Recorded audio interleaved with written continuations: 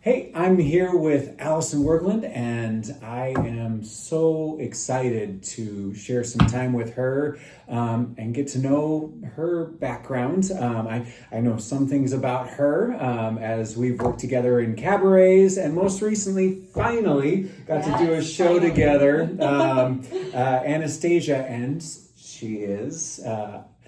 This year, a two-time Cloris nominee. So Cloris Leachman Excellence in Theater Award, both for her role in as Anastasia, but also in choreography. So we'll talk about all of that. But let's go to the very beginning and tell me about your upbringing. Where did music and dance and acting come from? So I've been surrounded by it, literally my entire life. So my dad is a longtime artistic executive director. That's what he's done his whole career. He started at the Lyceum Theater in a town called Arrow Rock, Missouri, which is just a little bitty town, but it's a summer stock theater, so it just comes to life in the summer. And there he really got to do everything that he loved, because he did the artistic direction. He got to direct, but he also got to perform, which I think he, like me, is probably a performer first. Yes. At least in his earlier days. Yeah. So he was there for over 25 years. Really built that theater from the ground up. So I spent every summer in Arrow Rock, and it was just really cool to be surrounded by that. What is that like in the eyes of a child? All of us have some sort of idea of what dad's work is. Sure. Yeah. I just got to meet so many interesting, cool people. I think it really, at an early age, just made me respect people of all different backgrounds and upbringings, and just because you're surrounded by so many types of people in theater. Whether it be the people doing tech, the people coming in to perform for summer stock. We had different casts every year, because he would go to New York City and do open auditions. People would do the typical cattle call, and he would cast people from that. So really just getting to be surrounded by so many interesting people, and of course surrounded by the arts so early. What's funny is my mom likes to bring this story up, but I think they were doing a production of Annie, and she, really, Allison, you got to audition for Annie, and I, for some reason, was like, I am not auditioning, Mom. I don't want to. No, I wanted nothing to do with it.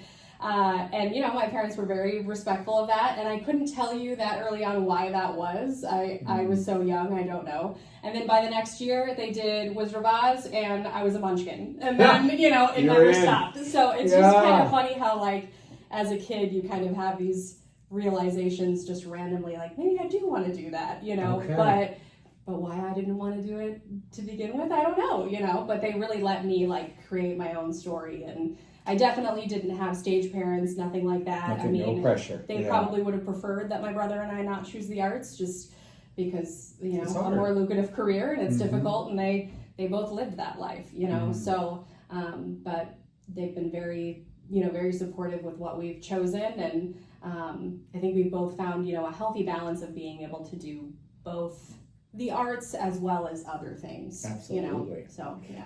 And you are nominated with your mom this year in the chorus in the area of choreography. Yeah. Your mom's got the artistic roots as well. Yeah, so my mom was an equity choreographer for much of her earlier career.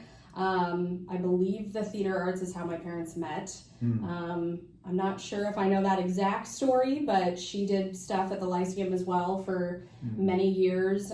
She would usually choreograph each season, maybe at least one production. And she really is more of a technical choreographer. I would say I'm not as technical as she is. She really was a dancer her whole life growing up. I took dance classes. I was good at it, but I never really chose just dance as this is where I want to go and this is my specialty. I was always kind of just naturally okay at it, and enjoyed it, but didn't do competitive dance or anything like that. So I think really what makes my style of choreography successful in its own way is just I really feel like I have a way to work with community actors who maybe aren't dancers. How do you take this group of people that have all these different levels of experiences. You might have some dancers in your group. Yeah. You might have some people who have just kind of on stage experience and that's their dance level, or maybe they're a brand new beginner. And how do you create evocative choreography that is still interesting to the eye, but is going to make everyone on stage feel comfortable, feel safe, feel like it's something that they can pull off, they can learn, and be supported in. And I think that that's really like what kind of sets me apart in my choreography work, is that I specifically choose shows that I know I can pull that off with, if that makes sense. Yeah, absolutely. You know, I'm probably not, you know, going to choose to choreograph a Newsies or choose to choreograph a Chicago. You know, those are really technical shows. Yeah. And so is Mary Poppins. So it is, yeah. but Mary Poppins Jr. Yes. So again, it's finding a way. How can you kind of tie in some of these signature moves, yeah, but maybe make them toned down isn't the right phrase, but you know, in a way that's just a little bit more simplistic. To the naked eye, it might look like they're doing the exact same thing, you know, that maybe a professional production would do, but they're doing it in a way that is a little bit more simplistic, you know. I love it. So yeah, I think that's just, I really choose my choreography projects specifically based on the show. I think that's what made 25th Annual Putnam County Spelling Bee so successful as well in that way, was taking that show, which really isn't a dance show. I mean, it's not, you know, meant to be. But you had to create pandemonium. Right, and but then creating these fun numbers, you know, that still look like, oh, that was a cool dance scene, you know, that I didn't expect. So, so I love doing the choreography, but I'm specific about my projects, and I think I'm good at knowing what my personal abilities are and what shows are going to be a really good, you know, kind of combination with my skill set. Do you remember either the very first audition or an early audition, you know, through young Allison's eyes, what that was like? Well, I do remember auditioning for Wizard of Oz, because me and my friend in elementary school, we sang, I went to Lee Elementary School, which was actually a fine arts elementary school, and they had like a motto song about Lee School, and we went in and sang the Lee School motto for our audition. Yep. And so, happy birthday to you. And I had to audition in front of my dad, you know, like, because he was the one casting, so it was like audition in front of dad. And I just kind of remember them being like, okay, great, you know, and then that was it. And then I was a munchkin. So it was good enough to be a munchkin. Yeah. So, you know, we go through our years in junior high, high school, and kind of usually a stepladder of seniority, maybe ensemble freshman year, and work our way to something maybe exciting. And what was high school theater like for you? I had an interesting experience just because I did transfer so I went to Dowling, and I transferred my sophomore year. So I moved to Iowa from Missouri between my freshman and my sophomore years of high school. Now in Missouri, just the way that the schools are set up, in ninth grade, I was still in junior high technically. So I actually would have been starting high school as a 10th grader if I had stayed in Missouri. So for me, it was kind of like I would have been starting high school for the first time either way, you know. I did do some theater as early as middle school. I played T Moon in Once on This Island. Probably not appropriate for that role, but again, it's middle school. But you know, very large lead. I remember we did a production of Anne of Green Gables. I was more of a supporting role in that. But I mean, very early on, I was performing, and I was I felt like I was being seen, and I was getting decent roles. And my experience through high school, what was interesting was I really shined in the plays. I always got cast as the lead in the plays, and then in the musicals, I was always a supporting character or ensemble. And so I don't know what that was. You know, I don't know if in high school less people want to do just straight theater, you know, plays, and maybe there's more competition with musicals. I do think too, it's interesting because it really took me quite a while to feel confident in my vocal abilities. I knew I could sing, but in the privacy of by myself, me, myself, and I. You know, it was like I'd get in front of other people, or I'd get in an audition room, and I just, for some reason, would lose the confidence, you know, that I needed to show someone else who's never heard you sing before hey, you can do that. You know, you can Did you play this take role. voice lessons or acting lessons? Was it only a dance that you?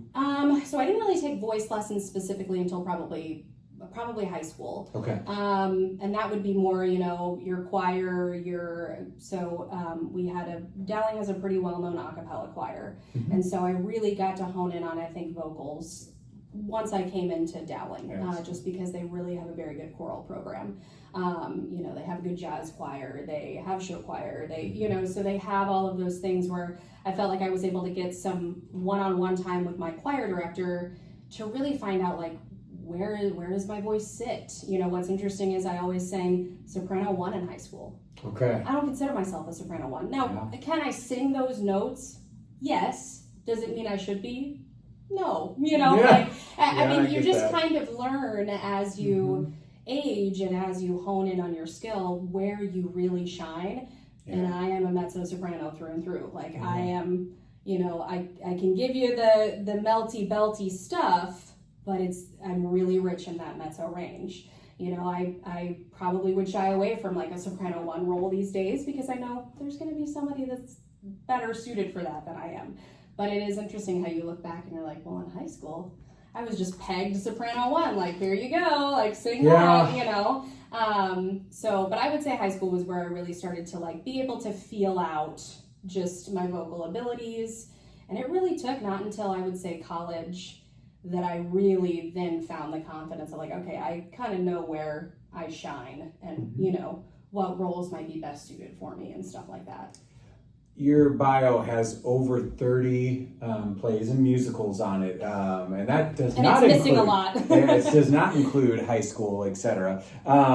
So taking these piece by piece, and maybe some of this enters into college, but the Aero Rock Lyceum Theater is you know, tell me about what you remember there and so when I was really young, you know, I was probably, I would say middle school to junior high age max, like that. I was in some of those shows in Air Rock. So Air Rock is an equity theater, but they do cast local community members to kind of fill in some of those roles that maybe are child roles, or maybe they're just, you know, supportive ensemble roles where they know they've got a really good core of local community actors that can fill in the ensemble, and then they'll bring in equity actors to play the leads. So I really got to like kind of hone in and do some fun things. I mean, I played Bielka and Fiddler on the Roof, you know, truly as the appropriate age to play Bielka with all of these adult professional equity actors, and that's a super cool experience to have as a kid. Same thing with, I played Amaryllis in the music band. You know, again, I was the right age to play Amaryllis, so I don't say that against people who, you know, maybe did the show in high school or something like that, but it's a different experience to really do it on a professional scale with professional actors, and you've got all these varying age ranges of people on stage with you. So those were some really cool experiences just to learn from some very wonderful, experienced, you know, actors and people coming from New York City and LA, and, you know, just really cool things. I did you're going to be excited about this, the Equity Theater premiere of Aida. And was in the ensemble for that. And I distinctly remember a really cool experience, a detriment to the gal who played Amneris because she was amazing, but local equity actress, she got very ill and had to step out of some performances. So another equity actress, you know, in the season filled in for her, but that left an open ensemble member spot in Dress Is My Strongest Suit. Okay. So the whole supermodel scene where all of the gals are coming down and they're wearing all these extravagant hats and turbans and just amazing costumes. And they said, let's throw Allison in there. And I was maybe 14 max, you know. So again, just experiences like learning how to be a swing when you weren't even cast as a swing, you know.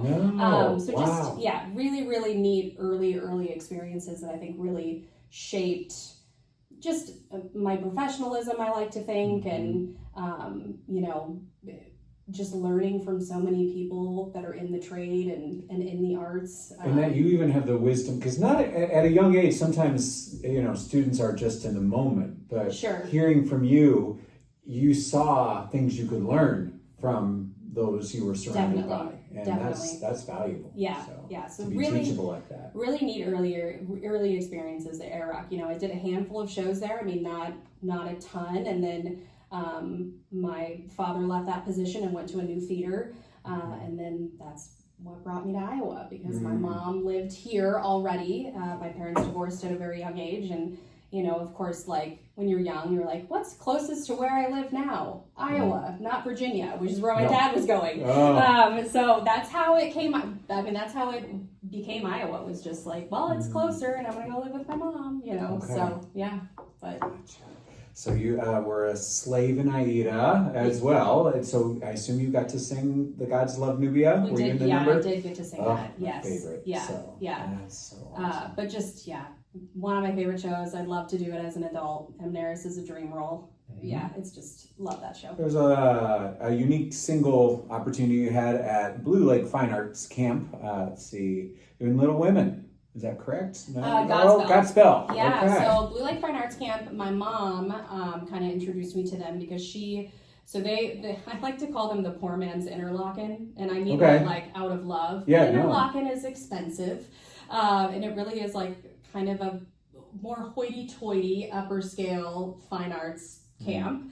And Blue Lake Fine Arts Camp is really designed the same way. The kids who go to that camp have to choose a specialty. So you're either orchestra, band, choir, theater, or dance. I mean, you are going to choose a fine arts craft, and you are honing in on that craft for the summer. And so I went there once as a camper, and did their theater/musical theater program. Super cool opportunity. And you put on a show very quickly. I mean, in a handful of like 2 weeks. So you're just almost like summer stock. You're there all day, you're learning the music, you're learning the dance, you're doing the stuff.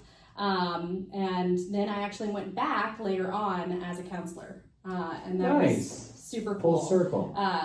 Just to, I don't know, just to see the kids, and I still got to sing while I was there as a counselor. We had you had to kind of still have a craft of your own, and maybe take like a choir class at night, or maybe you take a dance class during the day, or whatever it was. Blue Lake Fine Arts Camp is a really, really cool place for kiddos who, it's middle school and high school, so nobody younger than that age range, but really those kids who know that like the fine arts is really important to them, and want to go and spend a summer just getting to do what they love. It's learning from mentors, and now finding specific areas you can hone, and all of that shaping who you are as an artist. Yeah. That's awesome. For sure. Yeah. And then your first roles at the Des Moines Community Playhouse. So I did 2 shows, I think back to back. At the Playhouse. Little Women and Duck Hunter Shoots Angel. Duck Hunter Shoots Angel, I remember I was nominated for their kind of like, the Cloris Awards didn't exist then yet. No. But their, Des Moines Dionysus Awards, yep. But Duck Hunter Shoots Angel is this goofy script. It's like a very southern hometown comedy. But there is a role for, like a young teenager in it, and I just went for it and got it, and got to work with some really fun people like Rusk Dorset. And, I mean, I met some cool people in the community doing that show. Yes, you did. Would I know your director? Was that a Kathy Pingle, or was... If this is bad, I don't remember him by name, but it was a male, I know for sure. Okay. And I don't know if he's been in the area in a while, because he's not someone that I've recognized having directed anytime recently, in recent years. And then Little Women was a really cool experience, and also kind of a full circle experience. So it was a production put on by the Playhouse, but we actually performed in front of the Carriage House at Terrace Hill. Oh, okay. And I now work for Terrace Hill. Yes. And I've been trying so hard. We would love to bring live theater back. And it was just like the perfect show for that space. I mean, because you've got the 1800s period style home, you've got the 1800s carriage house, it was out on the lawn, you know, just in nature. And it was just it was my first experience with outdoor theater, truly. Yeah. And it worked out really well. Nice small group of people. Kyle Bogart and I met for the first time doing that show. Kyle, yes. He played one of the daughter's love interests. So I mean, like, yeah, it just goes way, way back. It's funny to think, like, because I went to high school here, yes, but I left for many years to go to college, and then had some wonderful opportunities with other theater, you know, communities and stuff, and didn't come back to the area until 2018. So it's kind of funny, like, when I first came back, you know, people thinking, like, I'd never lived here before, you know, she's brand new. And then it's like, nope, I go, you know, all the way back to whenever that was. Yeah, you're like Danny. Yeah. It's all the way to your childhood. Yeah. So those were really fun experiences. But looks like you went to UNI. I did. Yeah, so I did the whole audition for musical theater conservatories. I really wanted to go to Millikan University or Columbia College Chicago. I got into both. So it was right there. I could have taken it. And my parents and I just kind of looked at the financials and decided, do I want to be over $100,000 in student debt? Maybe I don't. You know? Fair. So, and my brother, I do have an older brother who's 4.5 years older, and he went to Roosevelt University in Chicago, did his BFA. So, you know, I think having an older sibling who went down that same track, and I kind of got to see them have that experience. And he had a wonderful experience. I mean, Roosevelt gave him a fantastic musical theater, you know, repertoire and training. But again, just very expensive, you know, and that's a very expensive city, of course. I just decided, you know, I looked at some local schools, and UNI they especially have really great things. People have really great things to say about their theater department. Now they now have a musical theater department. They didn't really when I was a student. They did a musical maybe every other year. Okay. Yep. So it was kind of that, like, we will do musicals, but I mean, you're going to be taking voice lessons on your own. You're going to be taking dance classes on your own. It's not a fine arts, you know, program where you're really going to be taking all of those classes as part of your repertoire. And the one thing I'll say about UNI that I think worked out really well for me was I really did get to hone in on my acting chops. Okay. And what is super interesting is I consider myself an actor first. I consider myself an actor who sings, who dances. And I love to sing, and, you know I have a good voice, but, like, I really consider myself an actor first. Yeah. And that, I think my acting abilities is just where I feel the most confident with my personal craft. And I think I definitely have to thank for that, because I mean, they have a very strong theater program. So I'd especially recommend for local state students who are really looking for kind of that acting repertoire experience. I mean, UNI is a great school, but they do now have, I mean, they do a musical every year, I think, and they've started to partner more with their music department, you know, and kind of bridge those gaps. So now, even so, versus when I would have been a student there, you know, I think they also have great opportunities for people who are interested in musical theater as well. Yeah. So. And I mean, I will attest to that through Anastasia, my first time working with you, that you're a smart actress, and that you did things with intention. You asked very good questions that helped shape the character or the direction or the flow, and you thought about motive and in everything you did. And so it's very evident, that you weren't just stumbling through like a lot of us do. You knew what you were doing and why you were doing, and if you didn't, you got direction, and and so it was a beautiful thing to be a part of and to witness. So specifically there, Honk, the musical, it looks like. So that was actually at the Orpheum Theater Center. Actually, we're a 10-minute play festival, and then. Yeah, so for UNI, the first show I did was called Guernica, which is based on the painting Guernica, which is a very famous painting. Really interesting, eclectic script, but it essentially is the painting, Guernica, is up on a scrim at the start of the show, and then kind of the shadow lighting comes up, and all of the actors are one of the people in Guernica. Oh, like Sunday in the Park with George. Yes, so the painting comes to life, and there's this, one kind of onlooker female character that's just sitting in the museum looking at the painting, and it's as if she's having these individual conversations with each person in this painting. And I played the stumbling woman. There's kind of like an old woman kind of caricature in that painting, if you're familiar with it. And so that was really like out of the box for me and really cool to be a, I would have been like 19-year-old. Stumbling old woman. But you get the age makeup on and you get the hair and you get and I just like became it, And so that was a really, really neat acting experience for me to really like push my acting chops to somewhere I had not before. I also did Spring Awakening at UNI. Okay. I was ensemble and understudied Vendla. Really cool experience with that was my senior year, and I was never one to like go to my professors and be like, why didn't I get cast in this, or why didn't I? And I know some people, just need to ask and need that feedback, but that was just never really my thing.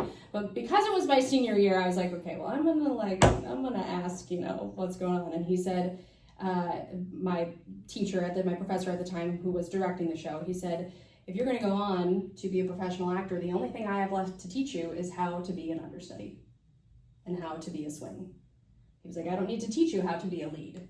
I don't need to, and I just thought that was a really interesting way to go about it, and such a smart way to go about it as a mentor, because he's really thinking about, well, I know you can play a lead, but if you were to go on and do summer stock, professional theater, Broadway, touring shows, whatever it is, do you know how to, on the flip of a dime, go on for a character that you've never gone on for before, And I just thought that was really cool feedback. That was just really neat. And I was really glad that I asked, just kind of being like, what's the reasoning behind this? And there was a really good reasoning behind it, So yeah, again, just great mentors at UNI, great experiences.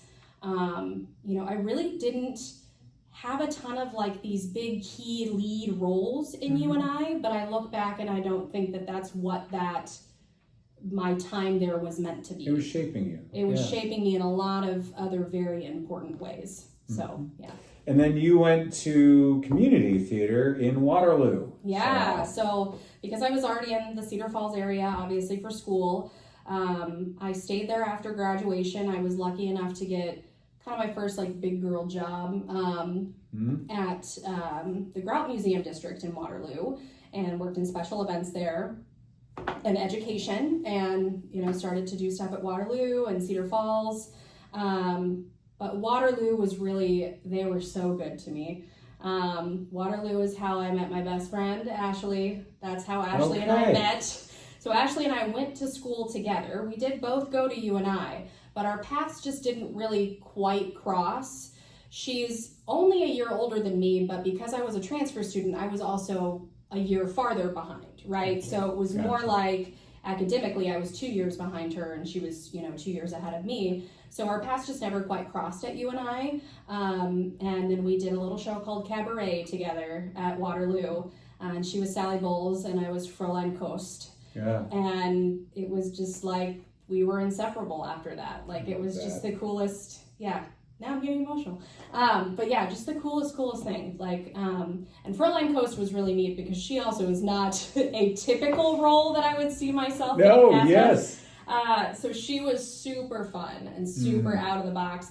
I'd love to even revisit that character a little bit older, because she really probably is meant to be played by an actress a little bit older than I was when I played her. So it's definitely a role that I could revisit, which is fun to think about. But she gets these really like beautiful songs, but she's just like so hard and like so hardcore, and she was just super fun. And Cabaret in general, I mean, one of my favorite musicals, just so fun to do. The only thing I regret is I didn't get to dance in that show, because Fräulein Kost doesn't get to do any of the ensemble numbers. So I didn't get to do any of the fun dance numbers, so maybe I'd like to like revisit that. So this is a show we need to revisit. Right. Oh, and I don't, without even looking forward, has there been a role that you've played more than once?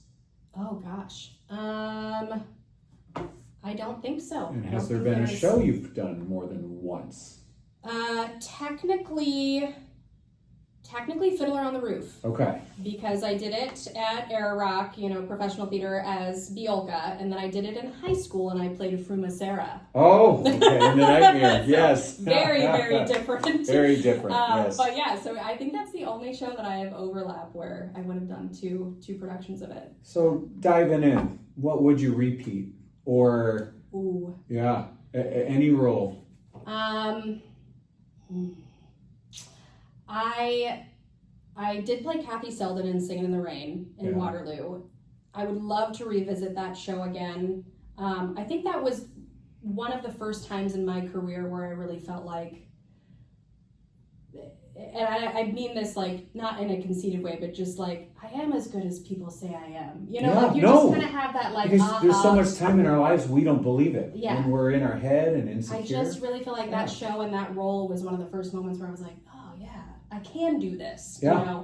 And so, while I am very proud of what I did, I think revisiting that role, I could bring even so much more confidence in it, so much more nuance. I just think there's a lot more that I could give to her than I did the first time. Also, obviously just happened, but I want to take Anastasia Anya on the road. Gosh. I love her. I just even that just being the most recent show I've ever done, I learned a lot about myself during that production. A lot about, again, just my abilities, and again, that reminder of you can do this. You were Broadway and touring Broadway good. I mean, that is no exaggeration or fluff. That is just absolute real. You were that good. Yeah. So absolutely. Yeah, it was over in the blink of an eye, and I know we always say it is, but, and then the other show that really sticks with me from recent years is Revolutionist.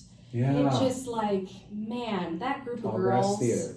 I just could not have asked for a better cast of women with just the kindest people, the most supportive people, and just the four of us got together and it just clicked. It's just one of those things where on a 4-person show that's hard. You know, there's just so much on all four of you. I mean, it's you. Yes, all four of us were on stage sometimes, but a lot of times it was maybe just one person or two people, or 3 people and then one would pop off. So it's always just being able to rely on your fellow actors. And I knew nothing about that show before I read it. I made sure I read it before I chose to audition and fell in love with the script.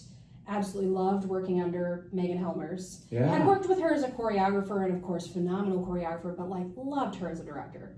Just very good. Yes. So supportive of her actors, and she really lets you explore and kind of find the character on your own with gentle guidance, just enough to kind of get you to the right place, but not telling you you're going to go here and do this and do that, which some directors do. Yeah. That whole show, I don't know, something about it was really special, really beautiful. We always joke that we would take Revolutionist on the road. Beautiful visuals. The costumes were extraordinary. Yes. Yeah.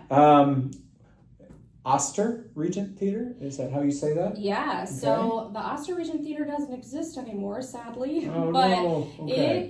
It was in Marshalltown, Iowa. So it sounds like middle of nowhere, but they surprisingly had a small little kind of, I would say, non-equity professional theater. And I say that because a woman named Pip Gordon was their executive director, and she's actually from New Zealand. Just the coolest lady. But really brought professional quality theater, again, to kind of this tiny, unexpected town. But they only did summer shows. So again, they do have a separate community theater. Marshalltown has a community theater, and this was separate. So really kind of ran more summer stock-esque, where they just did a few shows in the summer, and that was it. I got involved with them because they have a program called Rogers University, and their elementary school, which is one of the, at least then, the statistics were one of the most impoverished, elementary schools in the state of Iowa. And Rogers University was a summer school opportunity for all of these kids to be able to go to school, but they all had to choose an elective specialty. So they got to choose music, or they got to choose theater, or they, these things that maybe these kids didn't otherwise have an opportunity to do. Yeah. And so my undergraduate degree is in theater for youth. Oh, wow. Theater for youth and theater performance. So I went there to teach their, theater program to all of these kids in the summer.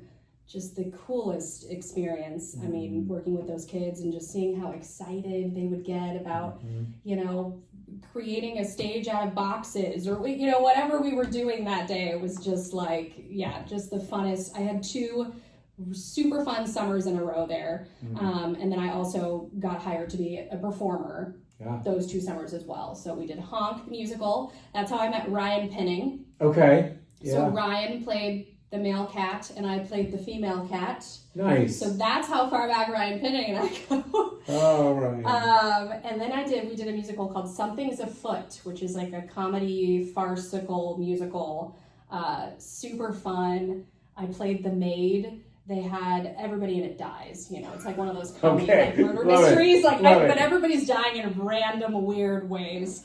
And there was this giant vase on stage that never gets used until when the maid dies. She goes in to dust the vase, and then she gets sucked in and chewed by the vase. And so they built this man-sized vase, and I would every show dive in and slide down.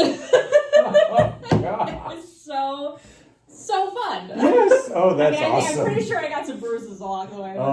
But gladly. Yeah. We throw ourselves into those bruises gladly. Yes. Yeah. But Oster Regent, Pip isn't there anymore. She moved back to New Zealand, and then I think really what brought it downhill was when sadly they had the tornadoes a few years ago. Yeah. The Osters specifically did get directly hit and have a lot of damage, and I just don't think with Pip being there anymore, and and just I'm sure funding and things like that, they just decided not to bring that part back. But 2 really cool, memorable summers there. So so that takes us to pretty much adulthood. So looking back, childhood, high school, college years, who are standout mentors? Who are people that, and it could be people that invested in you and taught you, or even people that you admired as an actor that... Yeah.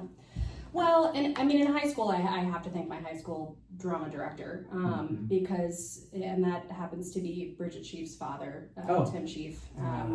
Just kind, fun, boisterous soul. He just, was the loudest person in the room when he needed to be, and very jovial. But he saw something in me as this incoming transfer student as a sophomore to say, well, I'm just going to give her the lead, and that's something. Yeah, absolutely.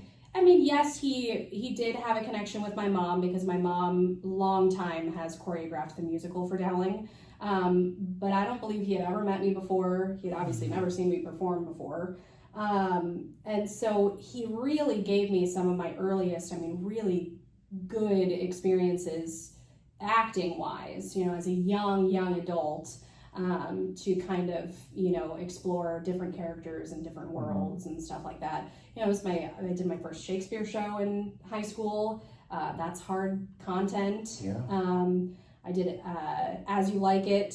I did You Can't Take It With You. So some of these great female roles in high school very early on, that's all thanks to him for seeing something in me, and saying, yeah, that's the one, we're going to try it. So have to thank him, of course. And man, I would say early on, really, my dad and my brother, just seeing my dad perform, just out of this world. And he's much, he would like to say senior now, not old, but yes. He hasn't performed in quite some time, and that's always sad to see when that kind of ends. But just saw him play some phenomenal characters at a young age, and just seeing your father up there and being awestruck. He used to do the show called Greater Tuna. Okay. It's just a 2-man show. 2 guys play about 50 characters. Oh, wow. Women, children, men, boys. Yeah. All of it. All of it. This gentleman named Philip Caulfield, who is now deceased, but he worked opposite my father at the Lyceum for many years as his associate artistic director. And they always played opposite each other in that show. And they did it a few times, I mean, throughout even my time being alive and you know, getting to see shows there. And just the funnest, silliest, goofiest, you know, stuff you could see, but just phenomenal what they like could pull off playing 50 characters. You know, it's you'll have to look it up. It's a super cool show. Yeah. But yeah, my father and then, I mean, my brother, he hasn't performed as much, you know, in recent years. He has a young daughter and he's really focusing on being a single dad. But you know, saw him play Burrs in Wild Party in college, and I was like, thrown. You know, I was like, oh, obviously kind of a heavy role to see your brother in, but that's not really why. It was just like, I was transported. It was like I wasn't watching my brother, you know, like which is a big compliment. Yeah, just phenomenal. So yeah, I mean, really, like, I know that's not what everyone can say, but I mean, just getting those experiences to see my family members shine at what they do and are just so good at their own craft. Definitely huge mentors to my whole upbringing in the arts, for sure. Well, and then they got to see you shine, especially most recently in Anastasia, and full circle from Tim to Bridget. And yes, that was a beautiful moment. That was really cool. His daughter. Yeah. And she has a lot of tendencies like her father that I saw that are super fun. It would be like, you know, I just kind of would see him and her at times. Kind of like he handed you off to her. Man, she's phenomenal in her own way. And that was, I would love to work with her again. I hope that's just the start. But I think the way that she, you know, handles actors, and she finds a way to be very open to everybody's ideas, you know, and even if it's not a good idea, she's going to hear you out and be like, yeah, let's see what you got there. You know, how can we take that and maybe change 100%. It or run with it, you know? Just a very supportive director. Yeah, I enjoyed absolutely every part about that whole team. I mean, the Anastasia team, I don't think we could have asked for a better team. Agreed. So, 110%.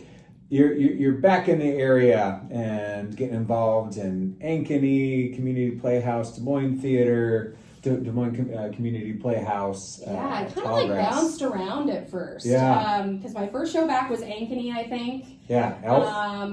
Is that right? No. So Ankeny would have been. Ankeny would have been Over the River and Through the Woods. Gotcha. So this little play called Over the River and Through the Woods, I played this role called Caitlin O'Hare. It's a very small cast. It's 2 young adults, a male and a female. That's how I met Nick Root the first time, because Nick was my cohort opposite me. And then 4, you know, kind of older adults that are playing the grandparents. And it's just a goofy, hilarious blind date night in with these Greek grandparents that are trying to set their grandson up. Perfect for Nick. Yes. You know, it doesn't end up, they don't end up, I think, you know, making that work, but hilarity ensues, and it was a fun time. So yeah, it was my first show back in the area, my first show at Ankeny, because I don't think I had done any theater at Ankeny, you know, when I would have lived here prior. And then I went right on to Elf the Musical, and that's how I met Beaky. Yeah. Allison Beekler, now Allison Root. And then that's how the A Sisters was formed, because I said, you know, hey, we need a soprano one. Do you maybe want to be in this group? And she was like, yeah, sure. And now she's been stuck with us for 5 or 6 years or however long it's been. So for those of you who aren't familiar, the A Sisters locally are essentially like our own Andrew Sisters, you know, but not just 20s, 30s, 40s.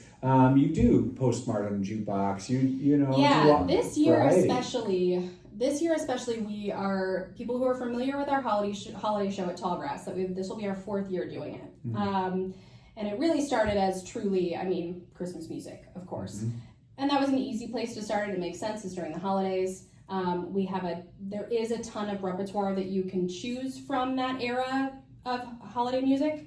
But we have always been like, well, we want to do more. We want to cover more. We keep joking that this will be the year that the A sisters just keep like plugging during their show that they're sick of Christmas, but they're gonna like sing a Christmas song, you know. But so we decided we were gonna throw in this year's show is called The A Sisters at the Velvet Lounge. Yes. So it's more kind of that cabaret style, like fancy night at a club feeling is where we want to go with it. And there will definitely still be Christmas music for those who are like, but I want Christmas music.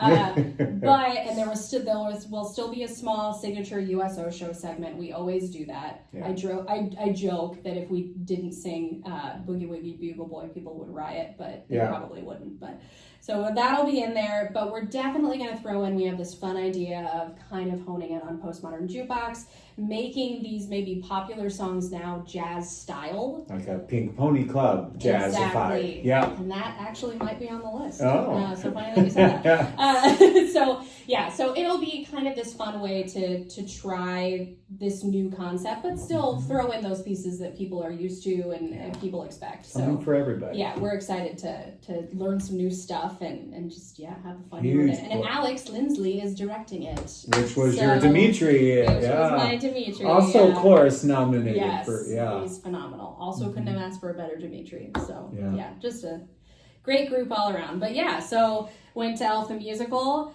then went to Kiss Me Kate back in Ankeny, then went back to the Playhouse, Newsies. Yeah.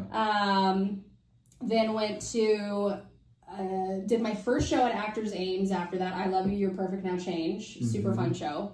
Our buddy Tim loves that story. The only thing I didn't, and this was just how they personally chose to do it, but typically, it's a very small cast. What is it, like 4?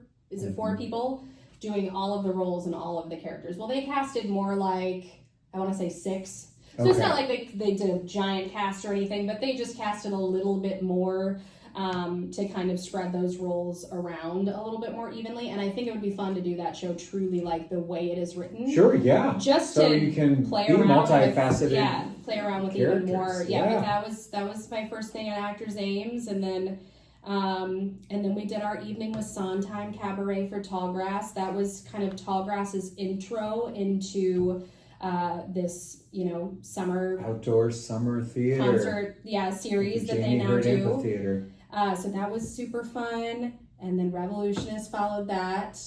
Legally Blonde followed that. Yeah, we got to camp here for a bit. Yeah. So, because you didn't just play any character, you got to be Legally Blonde. You got to be Elle. Yeah, you wouldn't believe it, but but you dyed your hair. I did. Yeah.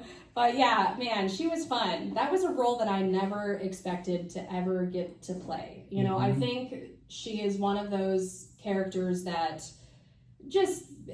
there is a stereotype, around maybe how the person needs to be or look like or whatnot. And I don't know if I ever really physically saw myself in that role. I felt like I could sing it, felt like I could act it, but the appearance is also part of it. And I still remember getting that call that I was getting offered Elle, and I was just like, take me into that moment. What is? Well, what's funny is, so the night I auditioned to the first night, and it was a pretty small group of people. So I was kind of worried, thinking well, they're doing this giant show. Yeah. And is there enough people to didn't have a lot of people show up. Well, then apparently the second night, everyone and their mom showed up. And they ended up having, over 50 people audition or something. Oh, wow. So they had a ton of people there the second night. So barely anyone who was cast was there the night that I was there. Okay. And also an interesting experience, they didn't do callbacks. Okay. They just went right to the call. And I had never worked with this particular directing team before or anything like that, but they just knew. They saw what they needed in auditions. They did enough within the audition process that they just kind of knew where they wanted to place people, I guess. And so I was fully expecting some kind of callback, for that. And no callback, just got the call and got the role. So she was so fun. She was, because I got to see you. Yeah. I think I was really close to front row and just cheering for you, and thank you. So proud of you. So That was. It's a witty character, but Elle's heart breaks, throughout it, and there's just growth and strength, and so there's so much you're putting into this character. She's really lovable. Yeah. Like, and I don't think I really, because I had seen the show, but I don't think I'd really realized that until playing her and kind of becoming her, that she, and I do think she is a role that, while she's very iconic, yes, and she has these iconic lines, once I kind of became her and found my own Elle, there is a lot of wiggle room in there to kind of make Elle what you want her to be. You know, I think you can really have a softer Elle, you can really have more of that in-your-face Elle, and they all work. You know, they all work in their own way. So it was fun to play around with, like, what does my Elle look like, and who is she, and what's her identity, and I think this begs, what is your typical, do you have a process? You know, when you enter the character of Elle, obviously it always is shifted a little bit by how the director is guiding. Yeah, it really depends on the show. With Elle, because she is such an iconic role, and there is an iconic movie, I know I definitely went back and watched the movie just for fun. It was more for that like nostalgic, like, let's just kind of like watch it and put yourself in her shoes kind of thing. I always listen to the soundtrack, really, of any show, and I think that's more just getting the familiarity of the music. I can read sheet music, but I can really copy intonation and sound the second I hear it. Yes. And so, not to copy the way someone's portrayed the role, but just to kind of hear those nuances of a character and where you could take a character to make it similar, but then also, you know, make it your own, of course. But yeah, I definitely listen to soundtracks. I definitely do research depending on the show. If it is an iconic role like that and there's a film or something, yeah, I might visit it just to kind of see. You know, if it's a straight play, I'm just gonna dive into the script right away. What I really loved about Anastasia, which you don't see a lot in community theater, and I, you know, get why. I mean, it's a role where you need somebody who's a specialist, but, you know, dramaturgy, I mean, is really that person who, like, tells you the world of the play. What year is this set in? What was happening at that time in history? All of these things are important to know to become someone. And so that was really neat about Anastasia, to really have that kind of dramaturgy element where, you know, 100%. we really got a lot of great information about, like, the world of Anastasia, what's happening in Russia during this time, what's happening historically, and that doesn't always happen. So sometimes you kind of have to act as your own dramaturg and do that research. Do the research, you know, figure out what's going on. I mean, Revolutionist was a good example of that. I mean, Megan did a great job of kind of explaining the world and the time period, but, you know, that these are characters that are based on real women. Yeah. But we're not actually trying to portray the women, if that makes sense. It's this fictional story. There's really not a lot in The Revolutionist at all that is nonfiction, except for the fact that these women existed in real life. Yeah. Their paths never actually really crossed. They never would have known each other in real life. You know, so it's this interesting combination of, like, you're playing a real person, and how do you maybe learn about that person, what was going on in their life, who were they, but also this fictional element that you get to play with of, like, none of this was real. You know, what does it look like when these four unbeknownst characters come together and collide? interact? Wonders of the World, another Tallgrass comedy you got to step in. So that actually was supposed to happen in 2020. Yeah. So Wonder of the World was the first show I got cast in at Tallgrass. Okay. I had auditioned for them a couple times. Had really, really wanted to do a show with them. I just loved them. I loved their quality of work. I saw them do The Foreigner, and when I saw The Foreigner, I was like, I am doing a show there. And that was literally 100%. what convinced me. I was like, I knew no one. I didn't know Tom or Bob or anybody yet, but I mean, just their overall experience and production quality, I was like, I want to be there, you know. But I auditioned for One of the World, got cast as, you know, the lead, Cass Harris, and this is in 2020, and we're about to enter Tech Week when the world shut down. Yeah. So I know everybody has, you know, a lot of people in the community have their experiences of that happening in other shows, and that happened to us, and we were devastated. And they promised, you know, we will bring this back if we can. And they held to that promise, 3 to 4 years later. Yeah. I mean, literally they held to that promise Yeah. that long. And I thought that was pretty cool. And a majority of the original cast were able to come back. There were a few, you know, key players that had maybe moved away, you know, weren't around anymore. But I would say about 3/4 of the original cast was able to come back. And that was super cool. And the cast you had was magic. The Yes. comedy, the physical comedy especially, Yeah. was unreal. It First was time I got to work with Barb, so Yes. that was so cool.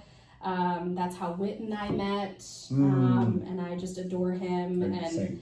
And just again, wonderful group of people, and just, you know, really again proved just kind of that mentality of tall grass, and like when they make a promise, they're going to keep it. Yeah. You know, like they knew how important that show not only was to them, but, you know, the people involved, and made it happen. So yeah, just super Caring, super hospitable. fun. Yeah. Had to relearn the entire script, of course, because by that long I did not have any of that memorized anymore. No, no. But it slowly came back. I was like, it's coming. So Last year, you were part of a Chloris award-winning play, Equus. yeah. And a very strong character that you had to play. Thank you. Yeah, that was a beautiful experience in its own right. I wasn't, surprisingly, like I wasn't incredibly familiar with Equus. I had read it in college, you know, so it was definitely one of those scripts that I think a lot of theater programs, college-wise, do require you to read. But I hadn't seen a production of it done. Had been a long time, obviously, since I read it. So I reread it because I didn't even know if there was really a role for me in it. I kind of felt like I was probably too old to play the love interest. Yeah. And then not quite old enough to play the mom yet, you know, so it kind of was in that in-between age group where it was like, do I see myself in this? You know, and read it and really, really fell in love with Hester. I really liked her character. You know, she's really only in a few, key scenes, but just loved her dialogue and kind of loved what she was about. Was excited to work with Bob. You know, had worked with Bob on stage, but not as a director, so got to see that other side of him.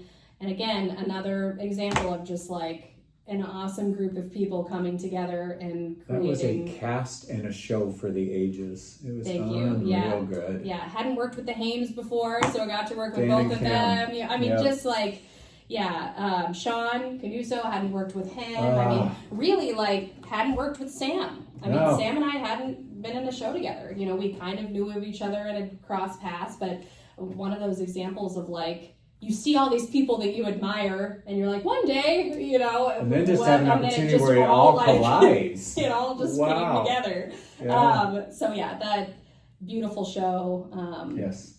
You know, hard to watch and heavy and not for everyone. But when you can get past that and you really get to, like, the truth of what it's about, you know, I think it moved a lot of people, and that was a really, really cool experience. It's fun for an actor to dive into something heavy and emotional and meaty and powerful. Yes, and what's interesting is I always considered myself more of a dramatic actor over a comedic actor.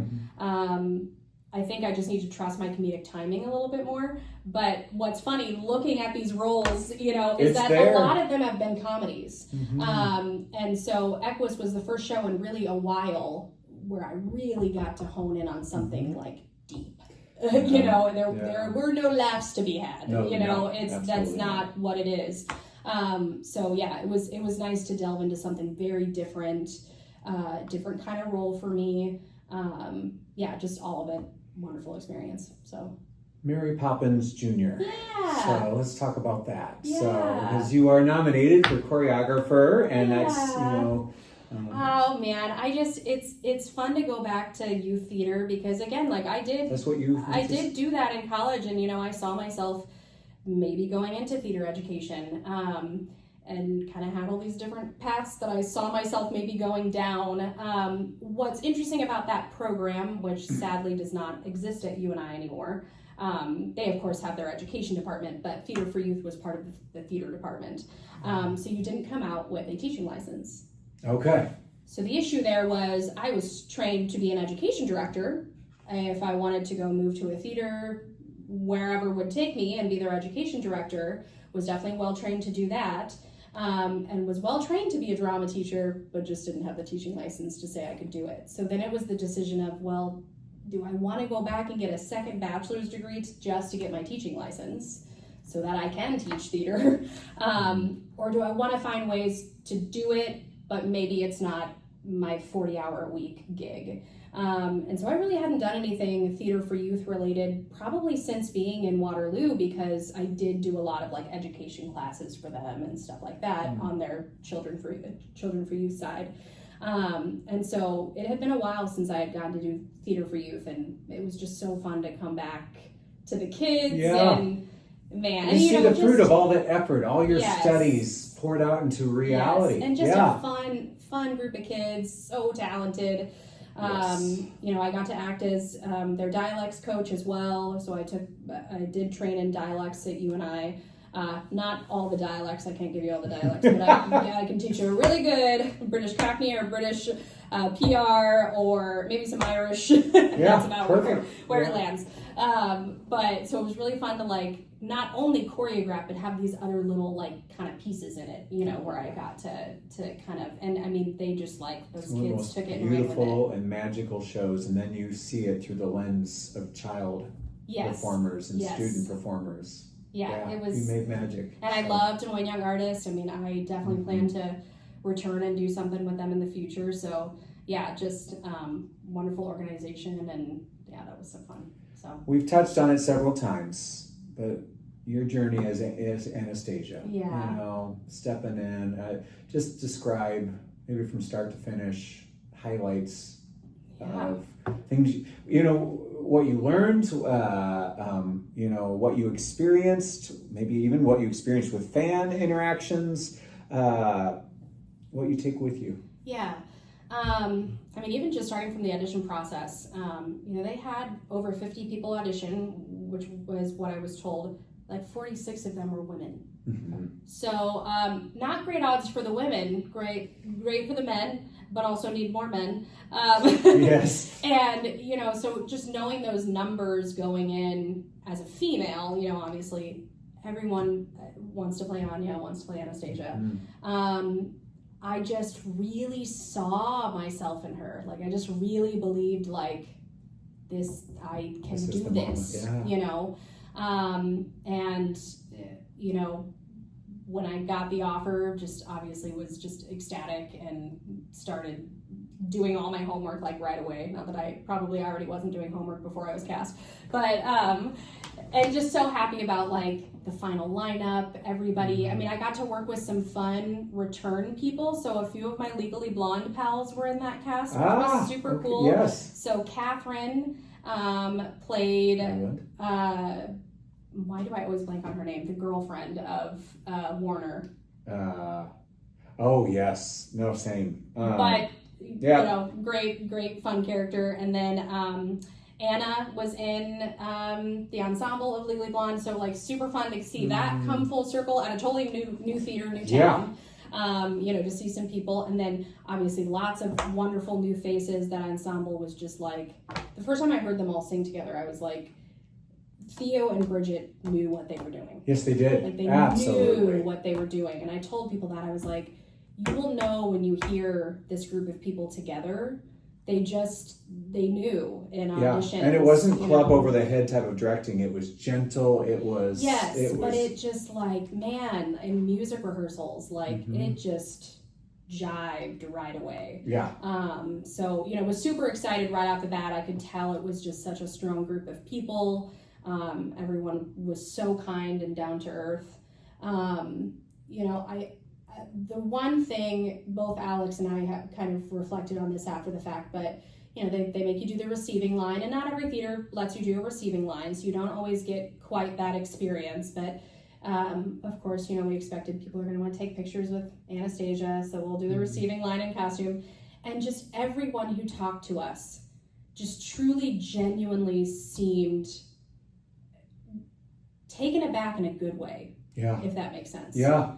They knew they were coming to a show that they knew and maybe they loved and thought it would be good, didn't expect it to be great, didn't expect it to be splendid. Yeah. You know, and that was just, you know, you receive compliments throughout your career, and it's not that not all compliments, they all mean something, but when you can really tell that the meaning behind the compliment is really there, you know, they really mean what they're saying. They're not just saying it to say it.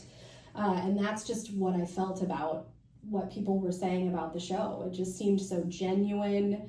And that was so lovely to hear. You know, it's not why we do theater, but just to really see that people were enjoying it. You know, I remember one gentleman that I didn't know came up to me and shook my hand, and he just said, like, I just want to thank you for, like, these last 2 hours of distraction.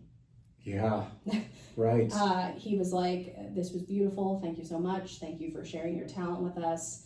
Had no idea who he was. And that's why we do it. Yeah, give someone a beautiful escape. Yeah, he was just taken aback and had a lovely evening at the theater for a few hours. And so, yeah, it was things like that just those really genuine compliments that were lovely to hear. Yeah, like costumes. Wow. Yes. I heard, yes. And so much credit to Carousel Theater of Indian. Do you know that this was possibly their best show they've ever put on? Yeah. I've heard that so many times. Yeah.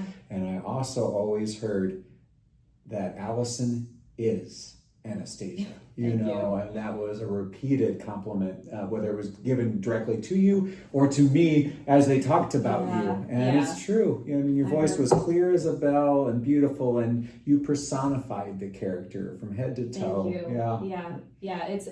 I said in my John Busby interview, which was interesting, because we were kind of doing the research of, like, it never really says exactly how old Anya is. Mm-hmm. I mean, you kind of have to do the math, but from everything that I read and researched, she's probably supposed to be about 27 in the present day of the show. And the show came out when I was 27. So when I saw this show and was introduced to this show would have been 2017, you know, I was the same age as her. And from that moment, I was like, I want to be that character. Yeah. Like, I see myself there. I can do it. And so, even though it's a few years later, and I'm a few years older, you know, it's just kind of cool to be like, you like have seen a role from the very beginning. Like, I mean, the beginning of the show being released, not, you know, maybe a show that's been around for a long time, and then you've come to learn and know and love, which all of those things are great in their own way, but just so neat that, like, literally from the moment the show was released to now, it kind of felt like this full circle moment, and then like being the same age as her when it came out. And I wish we had a few more weeks with it. It just like and I do wish more people could have shared in it and seen it, because it was just one of those things that I was so proud of, and I know we were all so proud of. That you always want to share it with more people. I think you feel the same way. I mean, there was no small player. I mean, no. Every ensemble member, every crew member was beast moding it and giving their 110%. The work that was done behind the scenes, such a labor of love and beauty. Yeah, and so thrilled I got to share that with you. Yeah, I was back there quick changing people before I went on stage. You know, like, I mean, like that's just like the testament of like how this group of people were. It didn't matter, you know, who you were and all you had to do in the next scene or whatever it was. It was like, I'm here, I can do this, what can I do for you? You know, and that's just how everyone's mentality was. It was like, let me help you where I can, let me support you. I always felt so supported every night. Every night after Journey to the Past, I would come off stage and someone would say, like, you killed it, you got it. You know, there would always be like someone there to, you know, give me some kind of like just extra motivation. Because that was a lot to have the end of Act 1 on you. Yes. You know, it's like, if this isn't good, well. You soared. Thank you. Soared. It was brilliant. And for those that missed, at the Chorus Awards, you get a chance to hear Journey to the Past. So that is the song they're performing. Hopefully that's not a spoiler, but I don't think so. I think it. I think it's kind of what people expect. Sure. And then we joked like, okay, well, give the people what they want. Absolutely. But it was hard, like there were so many numbers we wanted to do.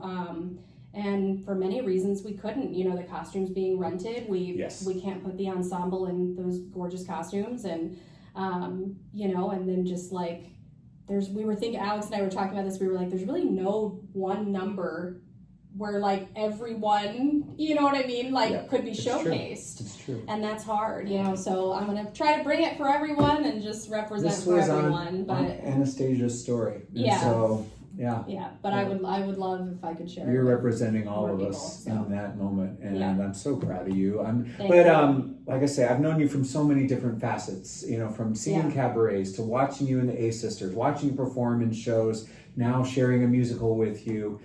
You are kind, you are loyal, you are a friend, you are a brilliant actress and performer, and I'm so proud of you. No matter what happens this weekend, I'm excited about you continuing to shine and give of your talents to this community. So thank you. Thank you. And thank you for doing this for everyone that gets to incredible people like you to celebrate. Yeah. So Allison, everybody. Thank you, everybody.